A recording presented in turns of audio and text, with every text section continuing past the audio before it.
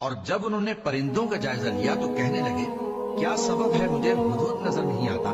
کیا کہیں غائب ہو گیا ہے؟ میں اسے سخت سزا دوں گا یا ذبح کر ڈالوں گا یا میرے سامنے اپنی بے قصوری کی واضح دلیل پیش کرے۔ ابھی تھوڑی دیر ہوئی تھی کہ ہدہد آ موجود ہوا اور کہنے لگا کہ مجھے ایک ایسی چیز معلوم ہوئی ہے جس کی آپ کو خبر نہیں، اور میں آپ کے پاس ملک سبا سے ایک یقینی خبر لے کر آیا ہوں۔ میں نے ایک عورت دیکھی کہ ان لوگوں پر حکومت کرتی ہے اور ہر چیز اسے میسر ہے، اور اس کا ایک شاندار تخت ہے۔ میں نے دیکھا کہ وہ اور اس کی قوم اللہ کو چھوڑ کر آفتاب کو سجدہ کرتی ہے، اور شیطان نے ان کے اعمال انہیں آراستہ کر دکھائے ہیں اور ان کو رستے سے روک رکھا ہے، بس وہ رستے پر نہیں آتے اور نہیں سمجھتے ہیں کہ اللہ کو جو آسمان اور زمین میں چھپی چیزوں کو ظاہر کر دیتا اور تمہارے پوشیدہ اور ظاہر اعمال کو جانتا ہے، کیوں سجدہ نہ کریں؟ اللہ کے سوا کوئی عبادت کے لائق نہیں، وہی عرش عظیم کا مالک ہے۔